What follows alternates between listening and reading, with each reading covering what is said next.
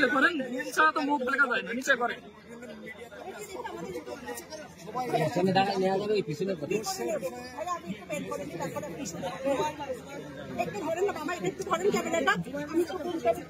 আপনি ওই পাশে চলে যান, তো কোনায় চলে যান, কোনায় চলে যান, নিচে কোনায় চলে যান, ক্যামেরা পাচ্ছি।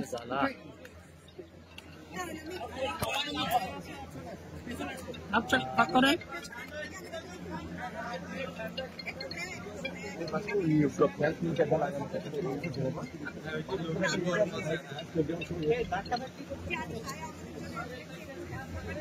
যমুনা ছাড়া কিছু দেখা যায় না।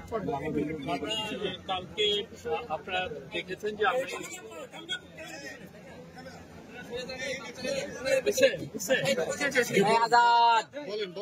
আপনারা দেখেছেন কালকে গতকাল আমরা একটা ইন্টারিম গভর্নমেন্টের তরফ থেকে একটা স্টেটমেন্ট দেওয়া হয়েছে। এখানে আমরা স্পষ্ট বলেছি যে যারা এই ঘটনার সাথে জড়িত, হ্যাঁ, যে প্রকৃত স্বৈরাচারের যিনি প্রেসিডেন্ট ছিলেন তাকে যে চলে গেলেন সেই বিষয়ে যারা সত্যিকার অর্থে এই বিষয়টির সাথে জড়িত আমরা সবাইকে এখন তাদেরকে আইনে এটা ইনভেস্টিগেট করছি এবং সেই অনুযায়ী অ্যাকশন কিছু অ্যাকশন নাও হয়েছে। ভাই আজকে জরুরি সভা ডাকা হয়েছে, তো আমরা এটাও দেখছি যে দেশব্যাপী আওয়ামী লীগকে নিষিদ্ধ ঘোষণার দাবিতে যে একটা আন্দোলন চলছে, তো এইটার ব্যাপারে কোনো আপনারা দেখেছেন যে গতকাল তো আমরা একটা স্টেটমেন্ট, আমি ওই স্টেটমেন্টের বাইরে আমার নতুন কিছু বলার নাই, বাট আজকে একটা মিটিং আছে, এটা সত্য। আজকে 8টার সময় কাউন্সিল অফ অ্যাডভাইজার বসছেন। সেই মিটিং এর মূল এজেন্ডাটা হচ্ছে যে আইসিটি যেটা অ্যাক্ট আছে সেটা একটা অ্যামেন্ডমেন্ট এর প্রস্তাবনা করা হচ্ছে, সেটা নিয়ে ডিসকাশন।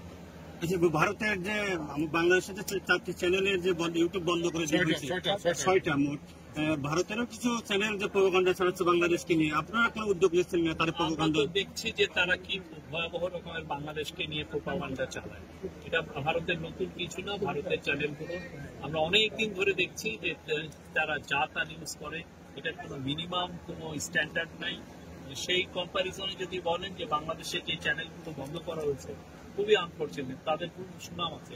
যমুনা টিভির বা যে সমস্ত টিভির বর্ণনা করা হচ্ছে এটা তো বন্ধ করা হচ্ছে, এটা তো মানে খুবই রেসপেক্টেড মিডিয়া বাংলাদেশে। তারা তো আমরা জানি না, যারা ওই পারে যে সমস্ত নিউজ, ওই পারে নিউজটা হয়ে গেছে এন্টারটেনমেন্ট। কে কত জোরে কথা বলতে পারে, কে কত নাটক করতে পারে, এইটা হচ্ছে ওইখানে নিউজের। ওইখানে নিউজের ভ্যালু এমন না যে আপনি কি মানুষকে ইনফর্ম করা। আমি কেন নিউজ করি? মানুষকে ইনফর্ম করা, মানুষকে জানানো। সেখানে আসলে ইনফর্ম করার কোনো, ইন্ডিয়ান মিডিয়ার মধ্যে ইনফর্ম করার কোনো দায়িত্ব নেই। এখানে হচ্ছে কিভাবে এক ধরনের নাটক তৈরি করা, নাটক তৈরি করে মানুষের আকর্ষণ।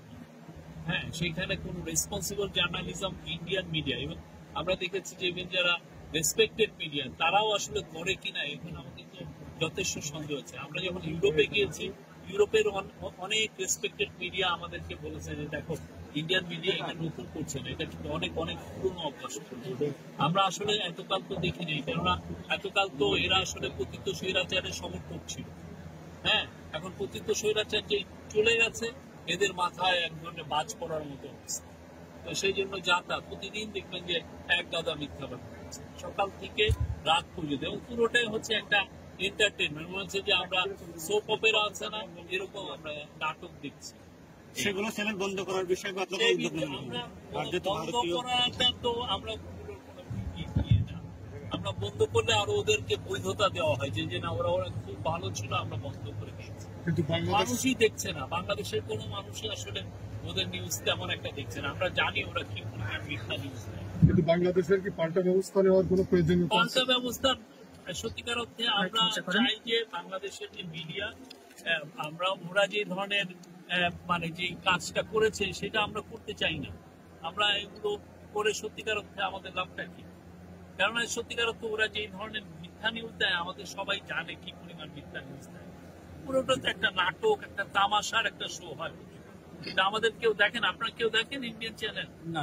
এক ধরনের আমরা যখন নজর আসে, কথা ওরা বলে। আচ্ছা, আপনি তো একজন প্রতিযোগিতা সাংবাদিক বাংলাদেশের, আপনি কি দুই দেশের এই যে গণমাধ্যমের এখনকার যে চরিত্র এটা কিন্তু না না, আমরা অনেক ভালো মিডিয়া, বাংলাদেশের মিডিয়া অনেক ক্ষেত্রেই ভালো, যদিও মাঝে মধ্যে তারাও অনেক ধরনের অপতথ্য ছড়ানোর চেষ্টা করেন। বাট আমরা দেখেছি জেনারেলি বাংলাদেশের মিডিয়া ইন্ডিয়ার যদি ইন্ডিয়া থেকে কম্পেয়ার করেন মাছ পেয়ে যে কোনো দিন আমাদের অন্তত মিডিয়াতে আমি দেখি না যে একজনের নাটক করার অভ্যাস আছে সেরকম না। কেউ কেউ আছে যারা ধরেন পতিত স্বৈরাচারের সময় আমরা দেখেছি যে কি ভয়াবহ রকমের মিথ্যা নিউজ হয়েছে, মানুষকে জঙ্গি সাজানো হয়েছে, অপোজিশনের অধিকারটা কেড়ে নেওয়া হয়েছে। সেই সময় অনেক মিডিয়া এই আওয়ামী লীগের প্রোপাগান্ডার টুল ছিল, সেগুলো আমরা করতে দেখছি। এখন আমরা চাই যে এই জার্নালিজমটা রেসপন্সিবল জার্নালিজম হোক, সবাই মিলে রেসপন্সিবিলিটি শুরু যাতে আপনাদেরই লাভ। আপনারা যদি ভালো নিউজ করেন, সামনে পলিটিক্যাল গভর্নমেন্ট আসছে, আপনারা সেই সময় আরো ভালো নিউজ করতে পারবেন।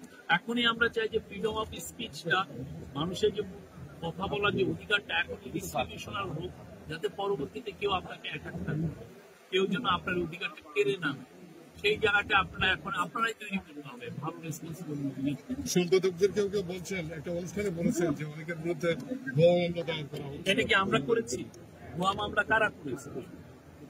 এই রাষ্ট্রের ব্যবস্থায় ভুয়া মামলা রাষ্ট্রের ব্যবস্থা কি আমরা করেছি? মামলাগুলো যারা করেছে সম্পাদকরা, কিছু সম্পাদক কিছুদিন আগে একটা মিটিং এ ছিলেন, যাদের সাথে মিটিং করছেন অনেক ক্ষেত্রে দেখা যাচ্ছে যে তাদের ওইখানে অনেক সময় পলিটিক্যাল পার্টির লোকজন করেছে। আমরা তো করি, আমরা যেগুলো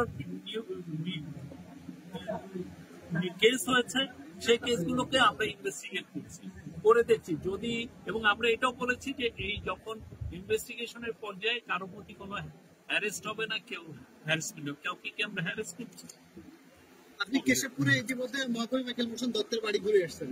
কেশবপুরে একটা দাবি এবং দর্শকবাসীর দাবি যে মহাকবি নামে একটা সংস্কৃত বিশ্ববিদ্যালয় হোক, সেক্ষেত্রে আপনি এগুলো আমরা আমাদের আরো অনেক বড় এজেন্ডা আছে।